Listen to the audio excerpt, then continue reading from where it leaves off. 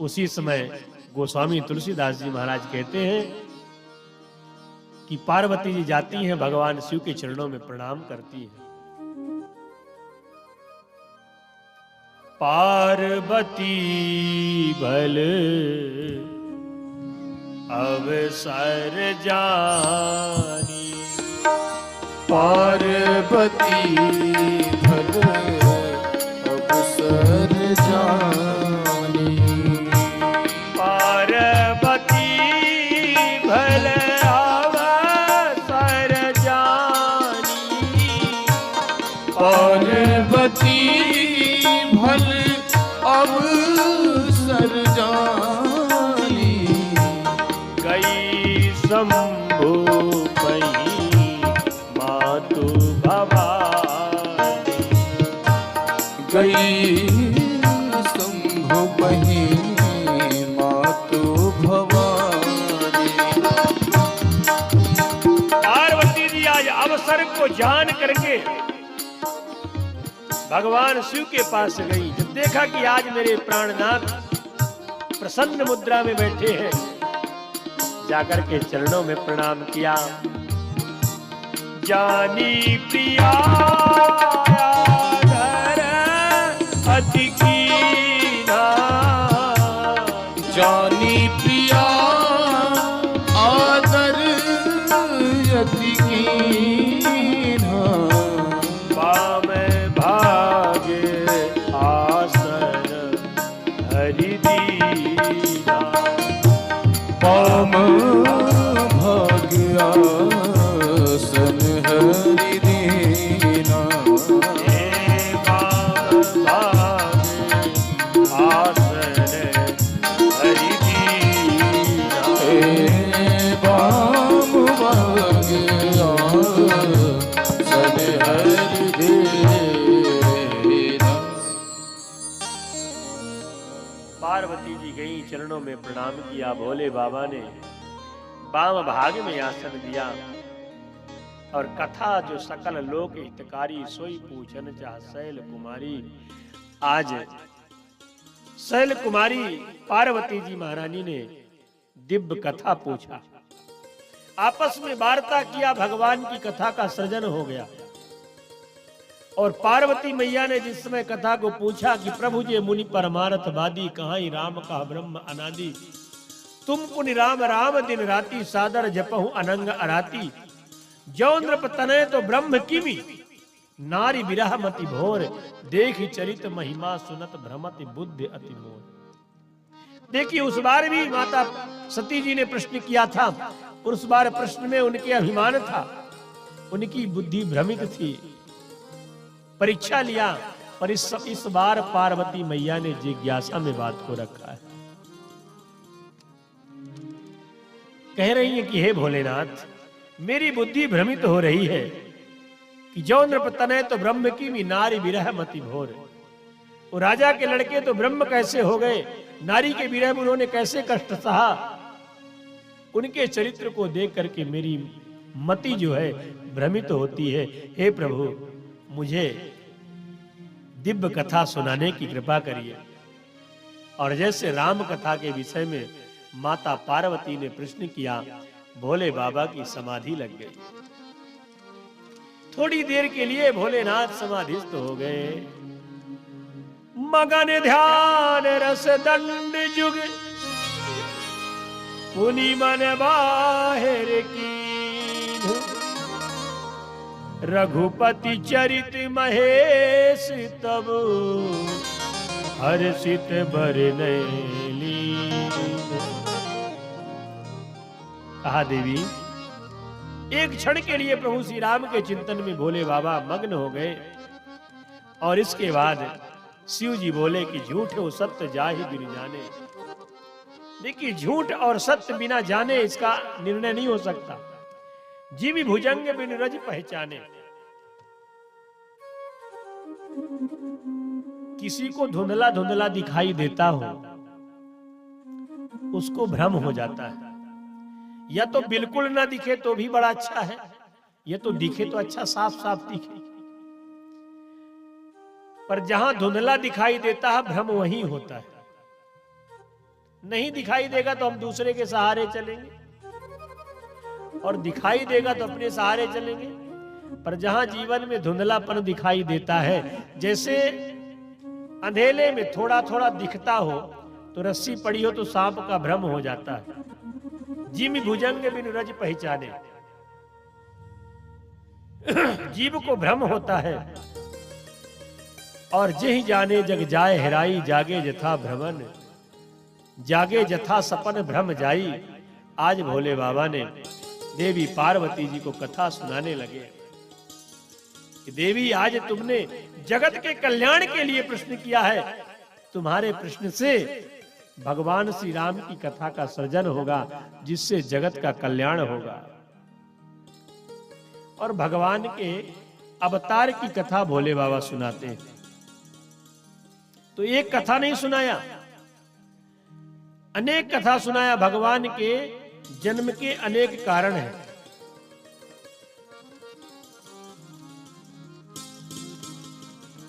राम जन्म के हेतु अनेका, परम विचित्र एक ते एका।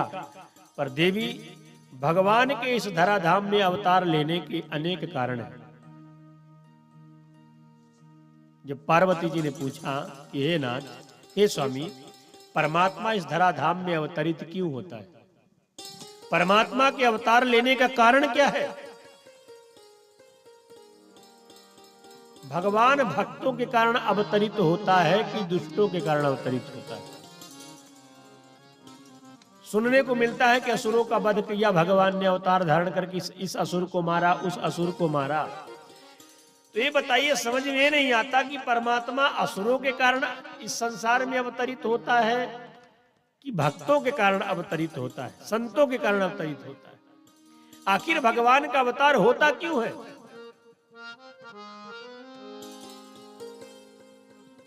कुछ लोग कहते हैं असुरों के कारण अवतार होता है। तो जब असुरों के कारण भगवान का अवतार होता है, तो फिर भक्त बेचारे क्या करेंगे?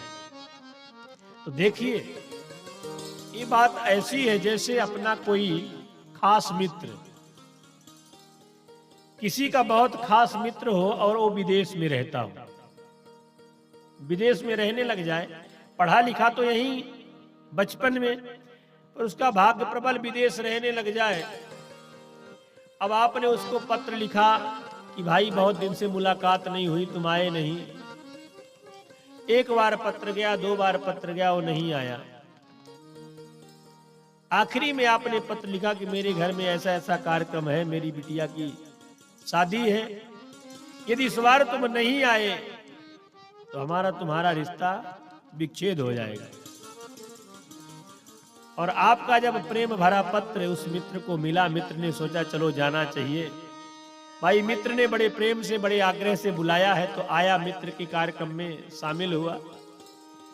और चलते चलते उसने सोचा कि मेरा जो फूटा सा घर है, तो एक बार घर का भी ताला खोल के देख लेते हैं, जब आए ही हैं गांव में।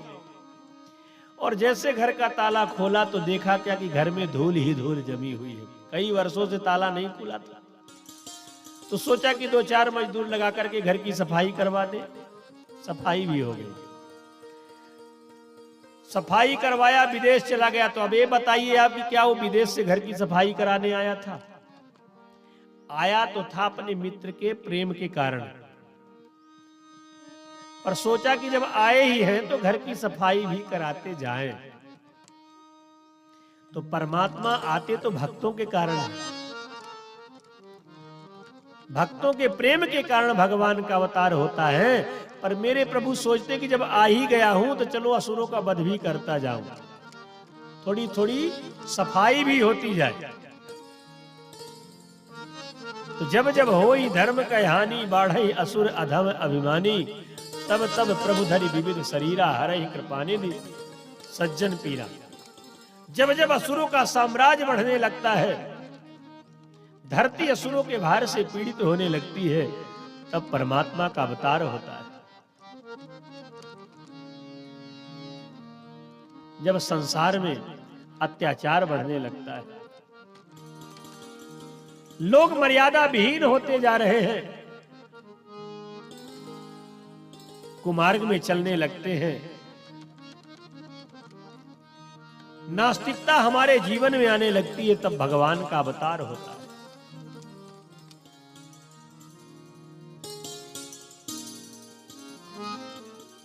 आज भोले बाबा देवी पार्वती जी को कथा सुना रहे हैं कि हे देवी, भगवान के अवतार लेने का एक दो कारण मैं तुम्हें बताता हूं।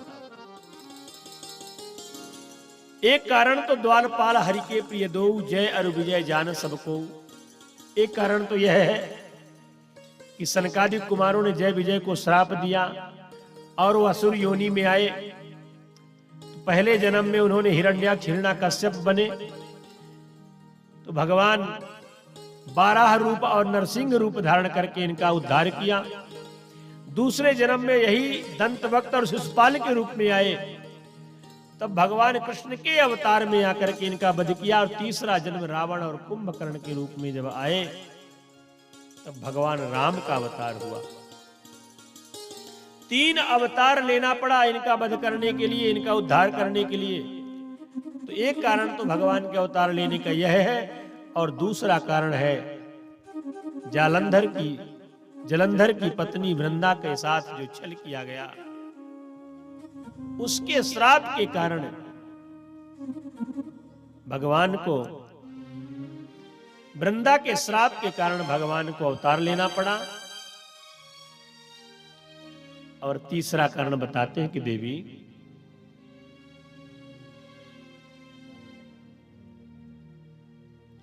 नारद जी ने जो श्राप दिया, ये भगवान के अवतार लेने का तीसरा कारण।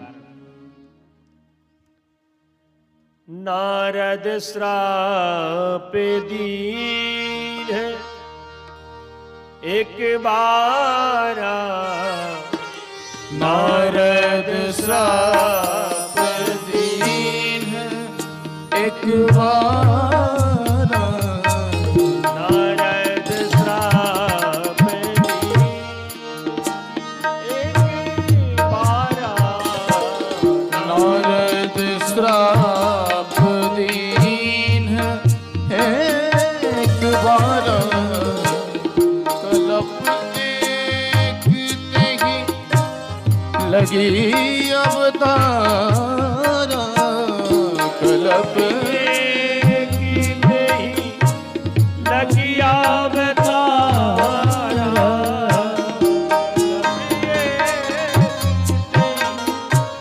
लगी अवतार,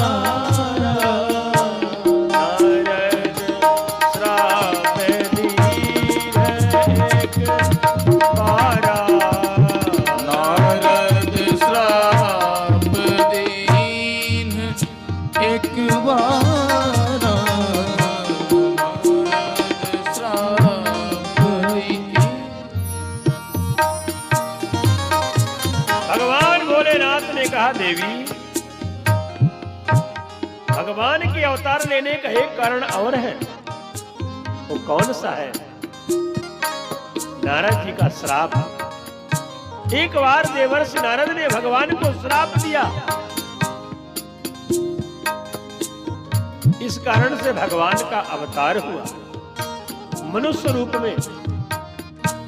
गिरिजा चकित भाई सुनी मानी, गिरिजा चकित भई सोने वाली, गिरिजा चकित भाई सुनी मानी, गिरिजा चकित भई सुनवानी, नारद विष्णु भगत मुनि ज्ञानी, नारद विष्णु भगत मुनि ज्ञानी, नारद श्राप, नारद श्राप दीन, नारद श्राप दीन एक बार, नारद श्राप दीन एक बारा।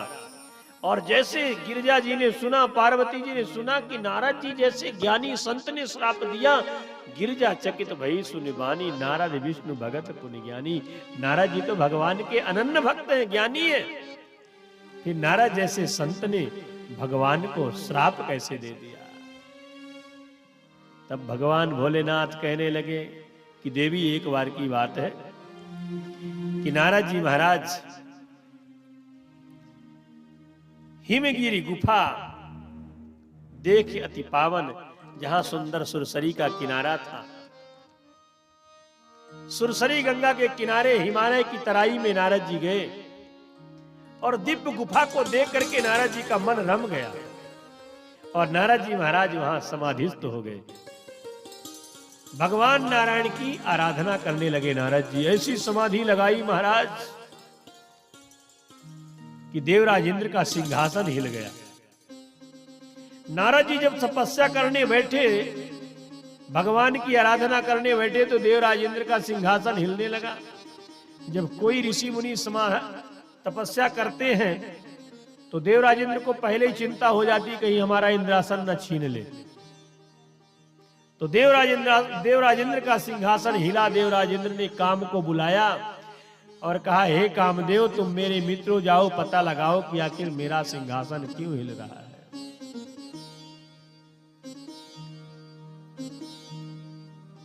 कामदेव गए और नारद जी की समाधि खुलाने लगे, पर नारद जी के ऊपर काम का कुछ भी प्रभाव नहीं हुआ। सारी ताकत लगा के हार गया कामदेव। रंभा इत्यादि अप्सराएं नृत्य कर करके, गान कर करके हार गई, पर नारद जी का ध्यान नहीं खुला। देखिए, सीम की चाप सकई को उतासु, बड़ रखवार रमापत जासु। जिसके रक्षक स्वयं भगवान हो, उसका भला कोई क्या बाल बाका कर सकता है। ये तो जीव भगवान के इशारे पर नाचता है। जैसे मेरे ठाकुर जी नचाते हैं, वैसे जीव नाचता है। जीव तो एक कठपुतली की तरह है। जैसे जादूगर पतली पतली डोरी धागा फंसा करके उंगलियों में ऐसे उंगलियां चलाता है, तो कठपुतली उसी तरह नाचती है। पर हम आप सोचते हैं कि उंगली के इशारे पर कठपुतली नाच रही है। ठीक इसी प्रकार से ये जीव भगवान के इशारे पर नाचता है। अब जब नारद जी का काम कुछ नहीं बिगाड़ पाया, सहित सहाय सभी अति मानिहारी मन में, गहसी जाए मुनि पद चरण, कही सुठियारती में। पाहीनाथ पाहीनाथ कह करके कामदेव चरणों में गिरा। नारद जी को क्रोध नहीं आया, क्षमा याचना करके कामदेव वापस तो आया, पर भगवान की ऐसी लीला कि नारद जैसे ज्ञानी के हृदय में अभिमान का अंकुरित हो गया। अभिमान का बीज अंकुरित हो गया नारद जी के हृदय में। नारद जी को लगा कि देखो, भगवान शिव ने तो क्रोध में काम को जलाया था, पर हमने तो काम को अपने बस में कर लिया। काम मेरे चरणों में झुक गया, काम को हमने परास्त किया। ये अभिमान नारद जी के हृदय में हो गया। और जब काम को जीता नारद जी, इस बात का नारद जी को अभिमान हुआ, तो भगवान ने सोचा कि इनके हृदय में अभिमान का अंकुर अंकुरित हुआ है, इसको जरूर उखाड़ना चाहिए। तो नारद जी गए, भगवान शिव के पास गए। भगवान शिव से अपने काम विजय की लीला को सुनाया। भगवान शिव ने कहा कि देखो नारद जी, आपने मुझसे कही तो कही, पर ये बात भगवान नारायण से मत कहना। ब्रह्मा जी के पास गए तो ब्रह्मा जी ने भी समझाया, पर आज नारद जी को उल्टा लग रहा है। नारद जी को लग रहा है कि ये सब हमसे ईर्षा करते हैं। हमने काम को जीत लिया तो इनके मन में ईर्षा हो रही, इसलिए इस प्रकार कह रहे हैं। भगवान की माया नारद जी के पीछे लग गई। और जब भगवान की माया जीव के पीछे लग जाती है तो कैसे जीव को नचाती है। नारद जैसे ज्ञानी को भगवान की माया नचा दिया, तो हम आप किस खेत की मूली हैं। ये साधारण जीव किस बात का अभिमान करे। यहां तो बड़े बड़े अभिमानियों का अभिमान चूर हो जाता है। तो नारद जी महाराज भगवान नारायण के पास जाते हैं। एक बार कर तल कर बीना, एक बार कर तल कर बीना, एक बार कर तल कर बीना, एक बार कर तल कर बीना, गावत हरि गुण गान प्रवीणा, गावत हरि गुण गान प्रवीणा, गावत हरि गुण गान प्रवीणा, गावत हरि गुण गान प्रवीणा, एक बार कर कर बीना,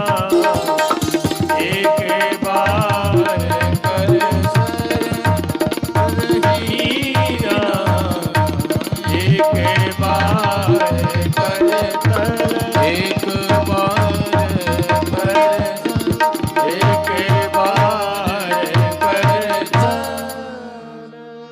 एक बार करतल कर बीना, गावत हरि गुण गान प्रवीणा। भगवान नारद जी महाराज बीणा को बजाते हुए क्षीर सिंधु गवने मुनिनाथा क्षीर सागर गए, जहां भगवान से सैया पर विराजमान है। नारद जी को देख करके बड़ा स्वागत सत्कार किया। नारद जी ने अपनी काम कला काम चरित्र, देखो भगवान नारायण के पास जब नारद जी गए तो भगवान विष्णु ने सोचा कि नारद जी आए हैं, संत हैं, तो जरूर भगवान की कथा सुनाएंगे। पर नारद जी यहां राम कथा नहीं सुनाया, काम कथा सुनाने लगे। नारद जी भगवान के पास गए तो आज राम कथा नहीं सुनाया, काम कथा सुना रहे हैं। काम चरित्र नारद सब भाखे, यद्यपि बरज यद्यपि प्रथम बरज शिव राखे, यद्यपि भगवान शिव ने मना किया था, पर आज नारद जी फिर भी नहीं माने, काम चरित्र सुनाया। और जहां काम चरित्र कोई सुनाता है वहां भगवान की माया, भगवान ने अपनी माया को पीछे लगा दिया। नारद जी के सुंदर श्रीनगर बसा दिया, शीलनिधि राजा उत्पन्न कर दिया, विश्व मोहिनी उनकी कन्या का नाम है। ऐसा माया का आवरण किया भगवान नारायण ने कि नारद जी जब वहां से वापस होने लगे, प्रभु ने सोचा कुछ ना कुछ नारद जी को पाठ तो पढ़ाना चाहिए, ऐसे समझाऊंगा तो ये मानेंगे नहीं। तो प्रभु ने सोचा कि इनको प्रैक्टिकली ज्ञान देना चाहिए। तो श्रीनगर नाम का एक नगर बसा दिया, शीलनिधि नाम के, उसमें राजा हो गए। उनकी कन्या का नाम था विश्व मोहिनी। 100 योजन लंबा चौड़ा ये नगर है। नारद जी ने आकर के देखा, भाई ये नगर की तो सुंदरता बड़ी अद्भुत है, ये कौन सा नगर है? देखिए भगवान की जो माया का नगर है, ये देखने में बड़ा सुंदर लगता है। संसार भी एक माया का नगर ही है। ये संसार जो है, ये संसार भगवान की माया है, और ये जीव संसार रूपी इस नगर को देख करके, भगवान की माया रूपी नगर को देख करके व्यामोहित हो जाता है। ऐसा मंत्रमुग्ध होता है महाराज की पूरा जीवन बीत जाता है, यहां से उबर नहीं पाता। वैसे जीव और ईश्वर दोनों सखा हैं। ये जीव ईश्वर का अंश है, ईश्वर अंश जीव अविनाशी। तो ईश्वर का अंश होने के कारण उतने गुण जीव में भी हैं, पर हम गुणों का उपयोग नहीं करते। हम माया के भ्रम में भ्रमित हैं, भगवान की माया जीव के पीछे लगी होती है। मेरे ठाकुर जी कहते कि मेरे पास 2 वस्तुएं हैं, जीव से पूछती है कि मेरे पास, पूछते हैं कि मेरे पास दो वस्तुएं हैं, कौन कौन है? कहा एक मेरी भक्ति है, एक मेरी माया है, दोनों नारी स्वरूपा है, तुम निर्णय कर लो किसे लेना चाहते हो। तो जीव ने पूछा कि भाई दोनों में अंतर क्या है, आप ये बताइए। कहा दोनों में अंतर यह है कि जो मेरी माया को अपनाता है, मेरी माया को ग्रहण करता है, वो मेरे इशारे पर नाचता है, और जो मेरी भक्ति को ग्रहण करता है उसके इशारे पर मैं नाचता हूं। अब आप निर्णय कर लो कि आप खुद नाचना चाहते हो कि भगवान को नचाना चाहते हो। भक्त के बस में भगवान नाचते हैं और माया के वशीभूत होकर के जीव नाचता है, कठपुतली की तरह। अबे फैसला हमारे आपके हाथ में है कि हम खुद नाचना चाहते हैं कि भगवान को नचाना चाहते हैं। तो जब जीव भगवान को ग्रहण कर लेता है, भगवान से प्रार्थना कर लेता है कि प्रभु अरे जीवन है तेरे हवाले, मुरलिया वाले, जीवन है तेरे हवाले, मुरलिया वाले, जीवन है तेरे हवाले, मुरलिया वाले, जीवन है तेरे हवाले, मुरलिया वाले, ये हो मुरलिया वाले, प्यारे धनुहिया वाले, ये हो मुरलिया वाले, प्यारे धनुहिया वाले, ये हो मुरलिया वाले, प्यारे धनुहिया वाले, ये हो मुरलिया वाले, प्यारे धनुहिया वाले, जीवन है तेरे हवाले, धनुहिया वाले, जीवन है तेरे हवाले, धनुहिया वाले।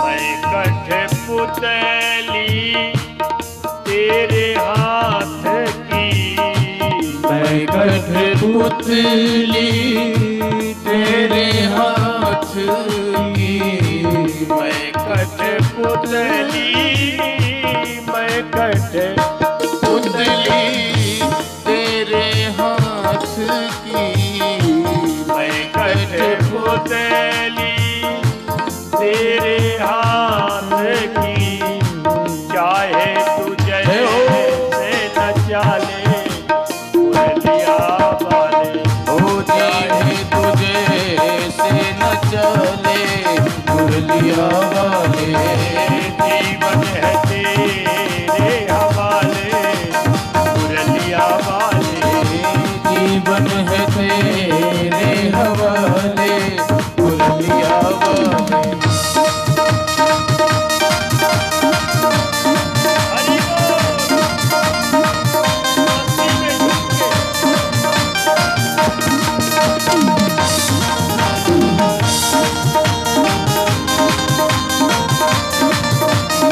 जय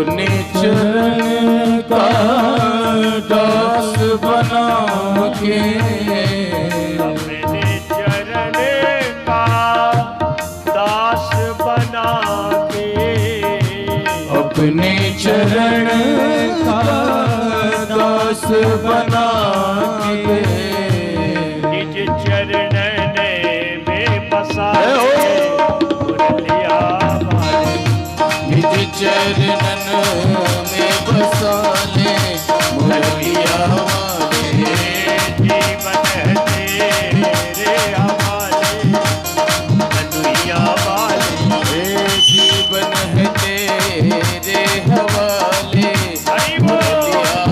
ये जीवन तेरे हवाले है हे प्रभु, चाहे तू जैसे न चाले।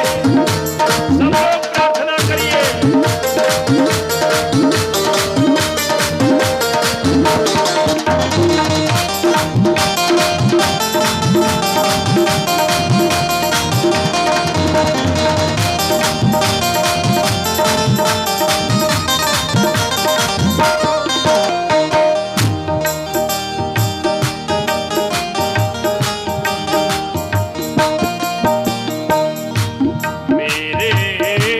अपने हुए न अपने, मेरे अपने हुए न अपने, जिन्हें मैं आज तक अपना समझता रहा है मेरे कोई अपने नहीं हुए। ये दुनिया के नात रिश्तेदार कुटुंब कबीले सब यही छूट जाते हैं। ये कोई साथ नहीं देते और न कोई साथ में जाते।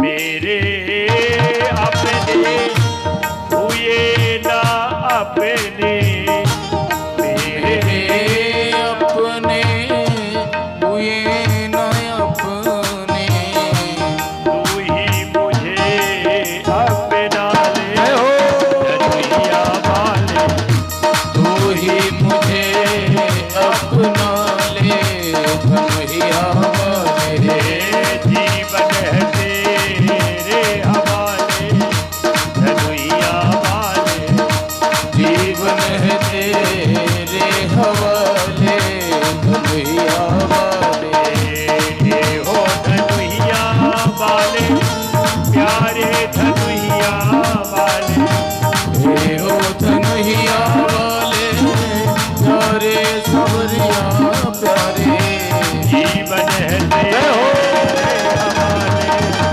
धनुइया वाले, जीवन है तेरे हवाले धनुइया वाले,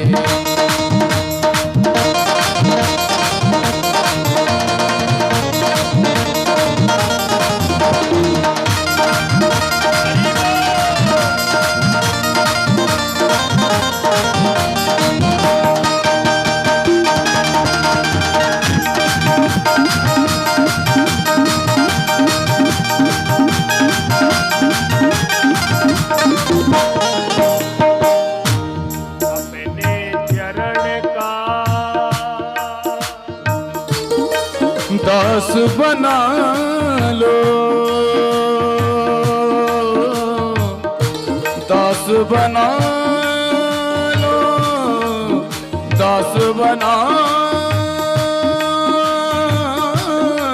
लो, अपने चरण का दास बना लो, अपने चरण का दास बना लो, वृंदावन अवधपुरी में बसा लो धनुइया वाले, अवधपुरी में बसा लो धनुइया वाले, जीवन है तेरे हवाले धनुइया वाले, जीवन है तेरे हवाले धनुइया वाले, ये हो धनुइया वाले प्यारे धनुइया वाले, हे हो धनुइया वाले प्यारे धनुइया वाले,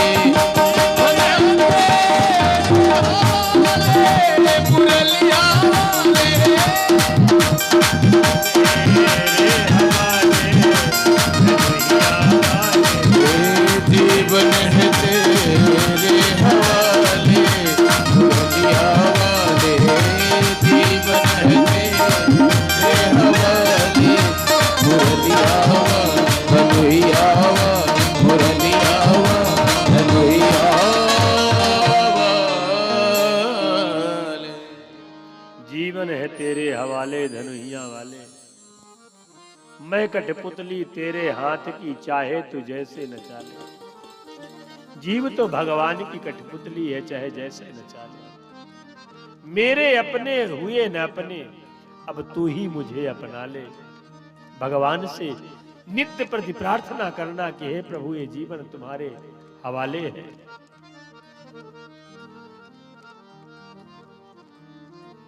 आज नारद जी महाराज जब अपने को कर्ता मान बैठे, अभिमान हो गया, भगवान की माया पीछे लग गई, तो नारद जी महाराज विश्व मोहिनी को देख करके मोहित हो गए और ब्याह करने की सोचा।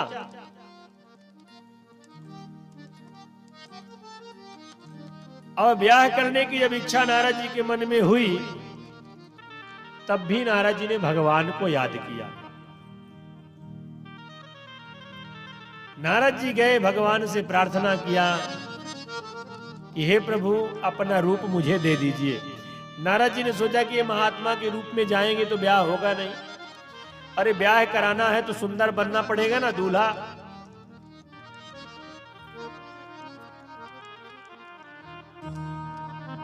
तो नारद जी महाराज भगवान का रूप मांगते हैं और कहा कि जिस प्रकार से मेरा हित हो, हे प्रभु आप वही करिए।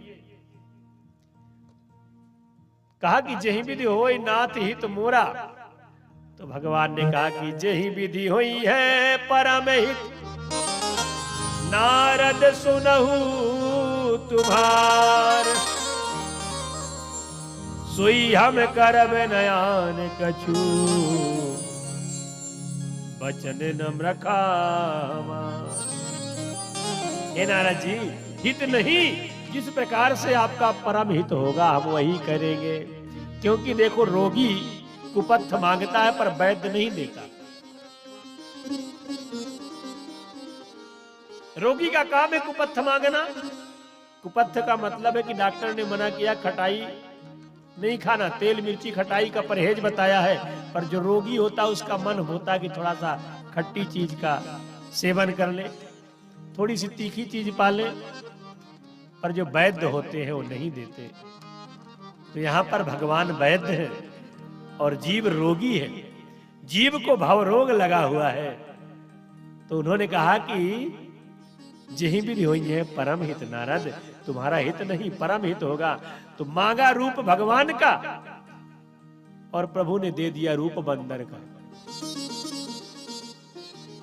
बंदर का रूप बना दिया। केवल नारद जी को, केवल विश्व मोहिनी को दिखता था बंदर का रूप और किसी को दिखता नहीं था।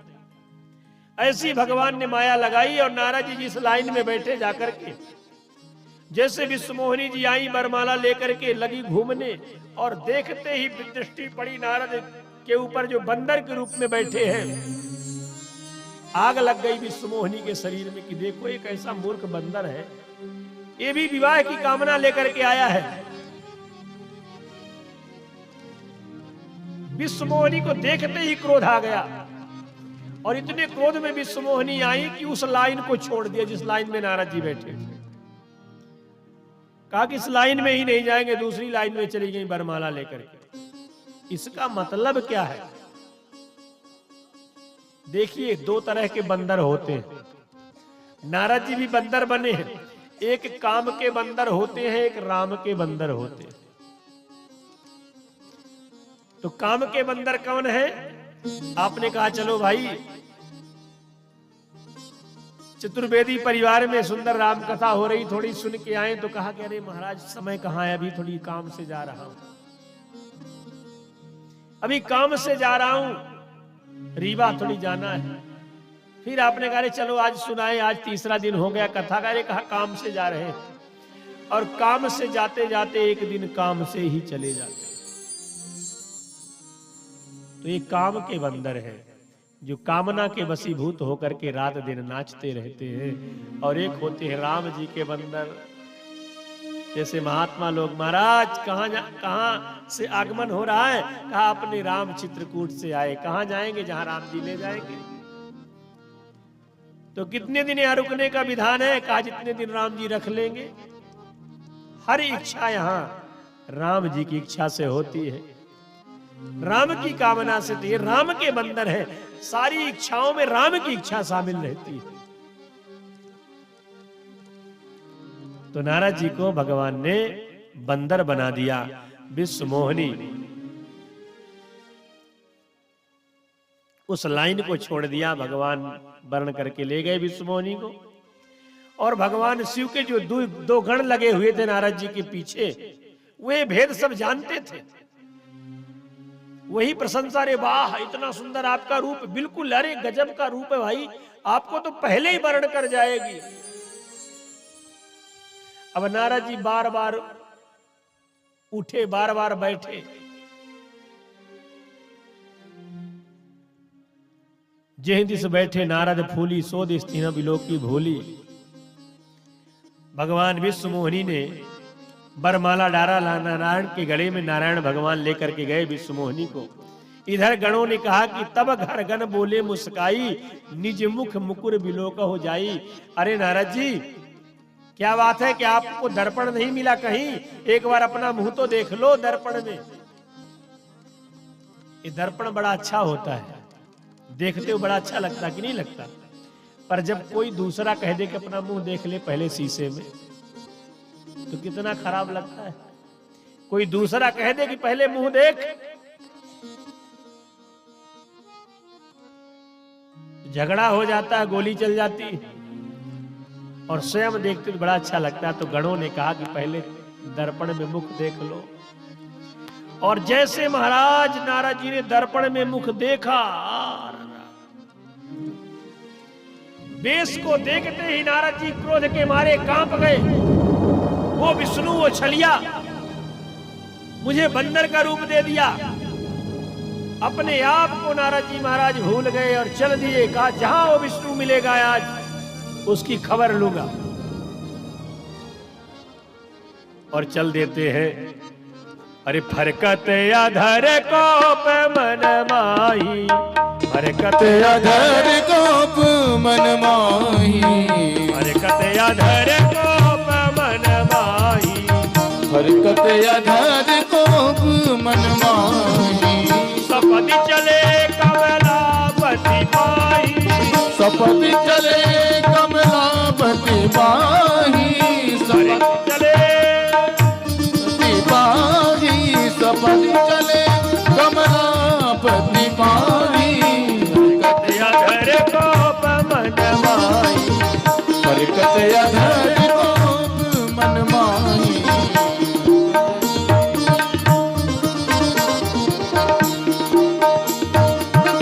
तई हो श्राप की मरी हो जाई, करी हो श्राप की मरी हो जाई, तई हो श्राप की मरी हो जाई, करी हो श्राप की मरी हो जाई।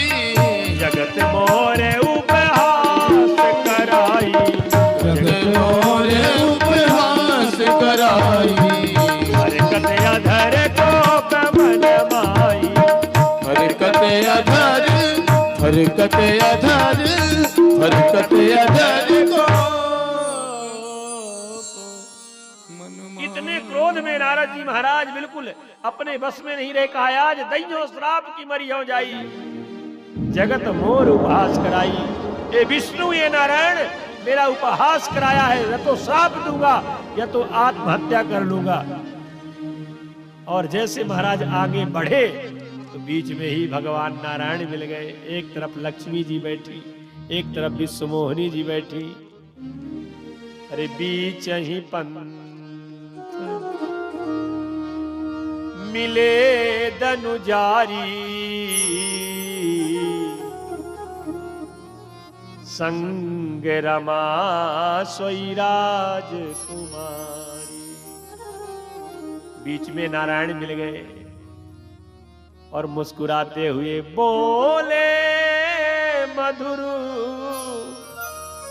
बचन सुरसाई, मुनि कहाँ चले वो बिकल की नाई। मुस्कुराते हुए भगवान ने कहा, नारद जी, अरे इतने व्याकुल कहां जा रहे हो? बीच में ही मिल गए। और इतना देखते ही जब भगवान मुस्कुराए तो नारद जी लक्षुरा पिला दिया, खुद अमृत पान कर लिया। आप रमा मनचार, स्वार्थ साधक, कुटिल तुम सदा, कपट व्यवहार, परम स्वतंत्र न सिर पर कोई, तुम्हारे सिर पर कोई नहीं, तुम परम स्वतंत्र हो, जो मन में आता वही करते हो, पर आज तुम्हारी करनी का फल तुम्हें मिलेगा। और नारद जी महाराज श्रापों की झड़ी लगा दिया। इतने श्राप दिए नारद जी ने। पहला श्राप दिया कि त्रेता युग में मानव शरीर धारण करना पड़ेगा। और जैसे नारद जी ने श्राप दिया, श्राप शीस धरी हरस ही प्रभु बहु विनती की। श्राप को सिरोधार कर लिया, मुस्कुराते हुए प्रार्थना करने लगे। नारद जी ने कहा, तुम बड़े विचित्र हो, तुम्हें शर्म नहीं आती, अभी भी मुस्कुरा रहे हो। नारद भगवान ने कहा कि जब मेरा ब्याह हुआ तब किसी ने गाली नहीं दिया, तो मुझे अच्छा लग रहा, कम से कम आप गाली तो दे रहे हो। ब्याह में गाली का भी बड़ा महत्व होता है। वहां ना सही रास्ते में सही गाली तो मिली, और ब्याह में गाली ना हो तो ब्याह कैसा। भगवान ने धीरे से अपनी माया को दूर कर दिया, और जैसे माया हटी, नारद जी अपने स्वरूप में आए।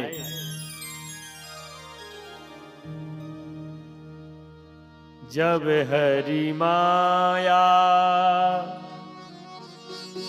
दूर निवारी, नहीं तहाँ रमा न राज कुमारी। जैसे भगवान ने माया का आवरण हटाया, वहां न रमा न राजकुमारी। नारद जी पानी पानी हो गए, भगवान के चरणों में गिर गए। हे प्रभु, मुझसे बहुत बड़ा अपराध हो गया। तब मुनियति सभी ते हरि चरना, गहे पाही प्रणतारति हरना। नारद जी महाराज चरणों में गिर गए। हे प्रभु, मुझसे बहुत बड़ा अपराध बन गया, क्षमा करिए। मृखा हो मम श्राप कृपाला, मेरे श्राप मिथ्या हो जाए। मैंने अपने प्रभु को श्राप दे दिया, मुझसे बहुत बड़ी भूल हो गई। भगवान ने कहा कि मम इच्छा का दीन दयाला। नारद जी के श्राप में भी भगवान ने अपनी इच्छा सम्मिलित कर दिया कि हे नारद, तुमने श्राप भी मेरी इच्छा से दिया है, और माया से मोहित भी तुम मेरी इच्छा से ही हुए थे।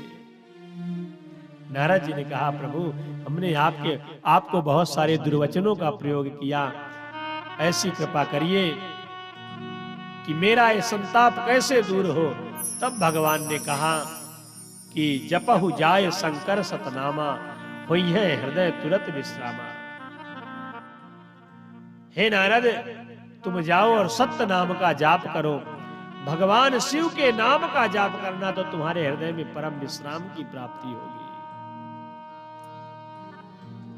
और नारद जी महाराज सुंदर गए, जाप करने लगे। कहा, एक कारण यह है और एक चौथा कारण है। महाराज मनु शतरूपा, जिन्होंने अविरल तपस्या करी, उनके तपस्या के प्रभाव से भगवान प्रकट हुए, और उन्होंने वरदान दिया था महाराज मनु शतरूपा को।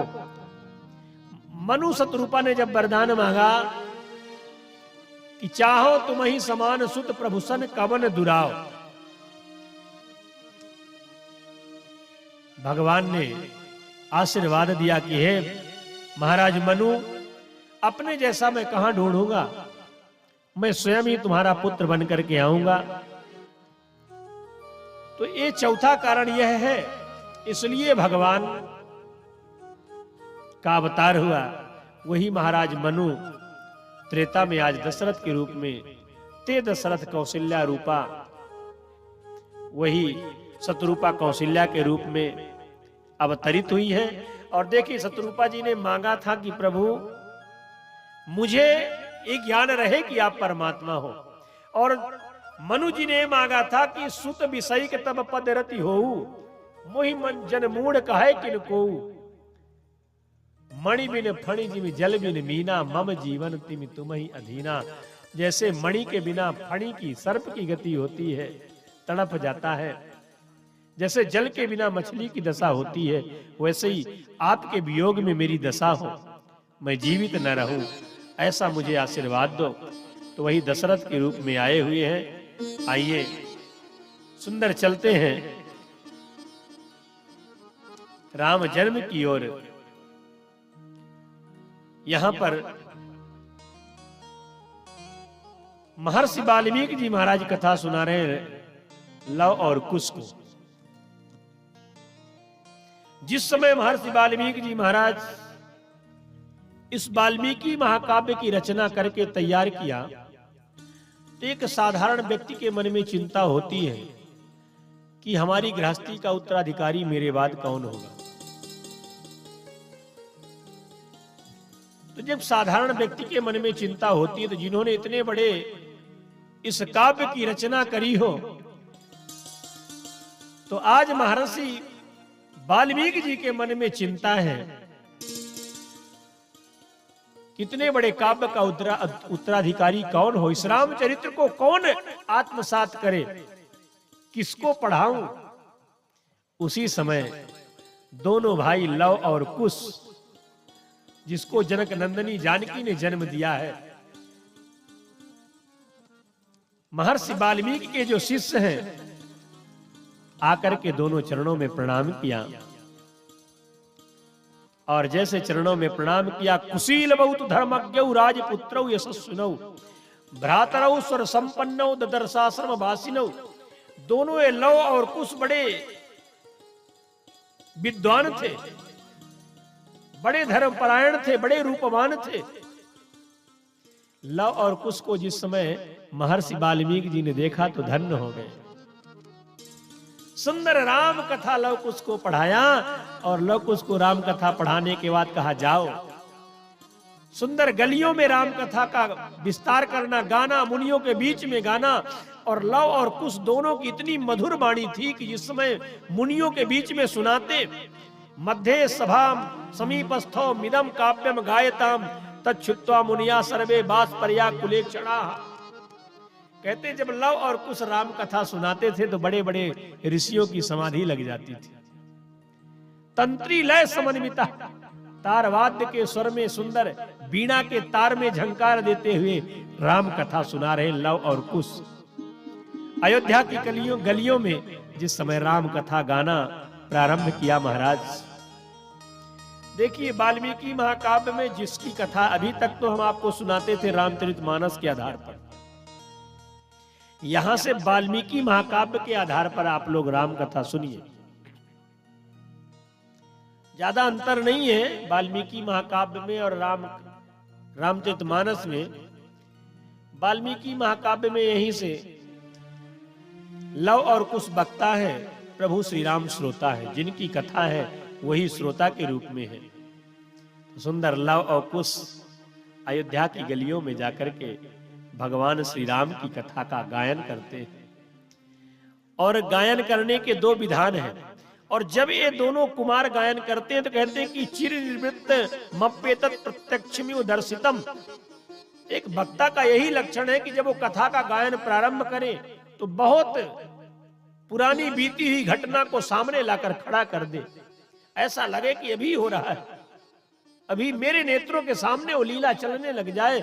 लव और कुश जिस समय राम कथा का गायन प्रारंभ करते तो बिल्कुल अतीत की बात प्रत्यक्ष सी दिखाई पड़ती थी। महर्षि वाल्मीकि जी के दोनों शिष्य हैं, अयोध्या की गलियों में गए और सुंदर राम कथा गाने लगे। अयोध्या नाम नगरी तत्रासी लोक विश्रुता मनुना मानवेन्द्रेणो यह पुरी निर्मिता स्वयं। तस्यां पुर्यां अयोध्यायां वेदवित सर्व संग्रह दीर्घदर्शी महातेजा पौरजान पद प्रिया। सुंदर लव और कुश गए अयोध्या की गलियों में राम कथा का गायन प्रारंभ कर दिया। और जिस समय गायन प्रारंभ किया महाराज कि एक अयोध्या नाम की नगरी है, अयोध्या नाम नगरी तत्रासी लोकात विश्रुता मनुना मानवेन्द्रेणो यह पुरी निर्मिता स्वया। महाराज मनु ने जिस पुरी को बसाया है, जिसके राजा महाराज दशरथ चक्रवर्ती नरेश दशरथ, और उनके कोई संतान नहीं थी, उन्होंने यज्ञ किया तो 4 पुत्र पैदा हुए। जैसे कथा सुनाने लगे, सुंदर इतनी मीठी आवाज अयोध्या की 4 दीवारियों को चीरते हुए अंतःपुर में पहुंची। प्रभु श्री राम के कानों में जब आवाज गई, दौड़ते हुए प्रभु श्री राम आए, देखा कि 2 सुंदर बटुक ब्रह्मचारी मुनि वेश में बीड़ा को लिए हुए राम कथा का गायन करते हुए चले जा रहे हैं। प्रभु श्री राम अपने आप को रोक नहीं पाए, दोनों मुनि कुमारों की प्रलंब भुजाओं को पकड़ लिया। ए मुनि कुमारों, आप मेरे महल के अंदर चलो। महल के अंदर ले गए, प्रभु श्री राम सुंदर दिव्य आसन पर बैठाया, उनका पूजन किया और पूजन करने के बाद कहा कि क्या मैं ये जान सकता हूं कि आपका परिचय क्या है? इतनी मीठी वाणी में आप कथा सुनाने वाले कौन हो? आपके माता पिता कौन हैं? धन्य है वो मां जिसने तुम्हारे जैसे पुत्रों को जन्म दिया है, और धन्य है वो पिता। और जिस समय प्रभु श्री राम ने इन दोनों लव और कुश से पता पूछा, इनका परिचय पूछा, तो मुनि कुमारों ने कहा कि मेरी माता का नाम बनदेवी है और मेरे गुरुदेव का नाम महर्षि वाल्मीकि है, और मैं अपने पिता का नाम नहीं जानता। लव और कुश ने कहा कि मेरी माता का नाम वन देवी है और मेरे गुरुदेव का नाम है महर्षि वाल्मीकि। और जब कहा कि मैं अपने पिता का नाम नहीं जानता कि मेरे पिता कौन है, तो प्रभु श्री राम के नेत्र सजल हो गए कि वो अभागा पिता मैं ही। दोनों की आकृति प्रभु श्री राम की आकृति से मिलती जुलती थी। नेत्र अश्रुपूरित हो गए। कहा, हे मुनि कुमारो, आज मैं तुम्हारी वाणी से राम कथा सुनना चाहता हूं। आप बड़ा मीठा गाते हो। और दोनों भाई अयोध्या के महलों में सिंहासन पर विराजमान होकर के सुंदर राम कथा सुनाने लगे। अरे सीताराम जी की प्यारी राजधानी लागे, राजधानी लागे, मोहे मीठो मीठो सरजू जी को पानी लागे। सीताराम जी की प्यारी राजधानी लागे, राजधानी लागे, मोहे मीठो मीठो सरयू जी को पानी लागे। सीताराम जी की प्यारी राजधानी लागे, राजधानी लागे, मोहे मीठो मीठो सरजू जी को पानी लागे। सीताराम जी की प्यारी राजधानी लागे, राजधानी लागे, मोहे मीठो मीठो सरयू जी को पानी लागे।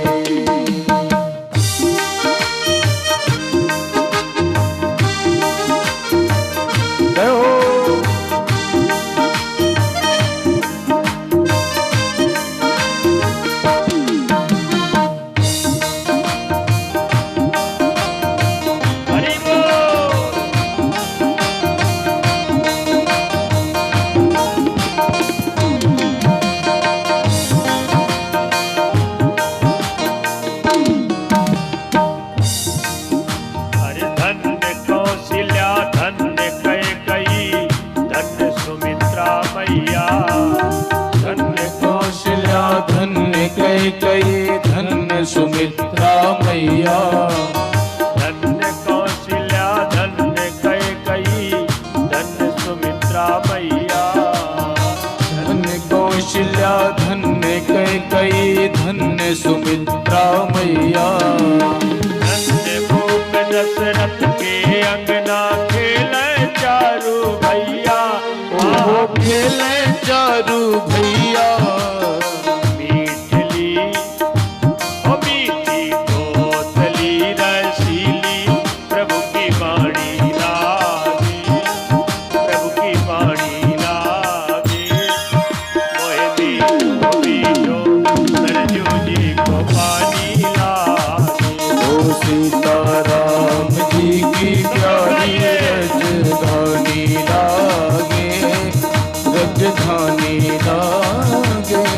मोहिनी को मीठो सरजू जी को पानी लागे। मोहे मीठो सरजू जी को पानी लागे।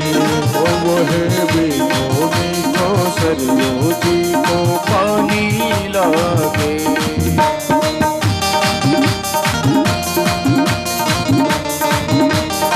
जय हो।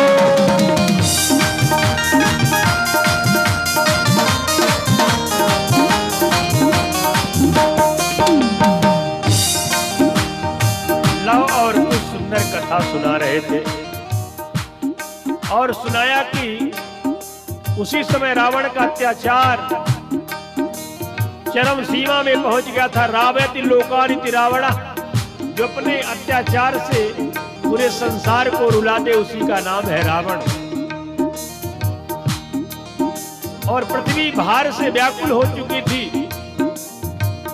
धरा गाय का रूप बनाकर के सबने भगवान से प्रार्थना किया था। भगवान ने आशीर्वाद दिया था, चिंता मत करो, समय का इंतजार करो, मेरा अवतार शीघ्र ही होने वाला है।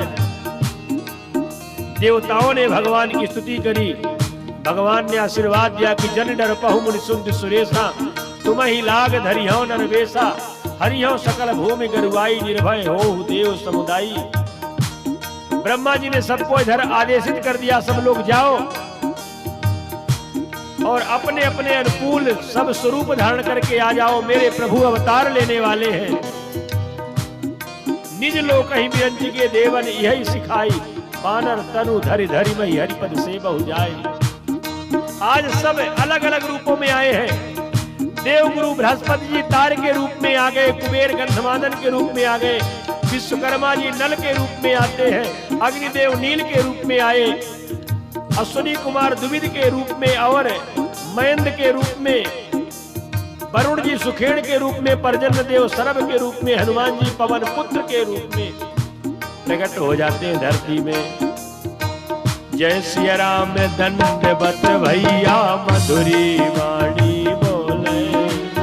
जय सिया राम दंडवत भैया मधुरी वाणी बोले। जय सिया राम दंडवत भैया मधुरी वाणी बोले। जय सिया राम दंडवत भैया मधुरी वाणी बोले। ओ कर कीर्तन संत मगन होए, गली गली माँ डोले। हाँ गली गली माँ डोले। सीताराम नाम धोले, अति प्यारी लागे, मस्तानी लागे। मोहे मीठो मीठो सरजू जी को पानी लागे। ओ सीताराम जी की प्यारी रजधानी लागे। रजधानी लागे। मोहे मीठो मीठो सरयू जी को पानी लागे।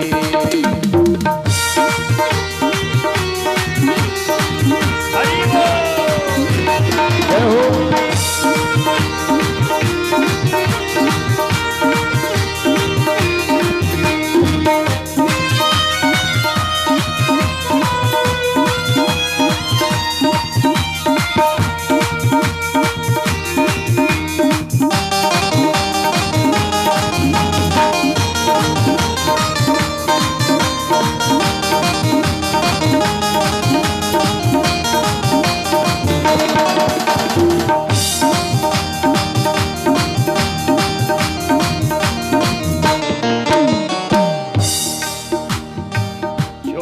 छावनी रंग महल हनुमान गढ़ी अति सुंदर।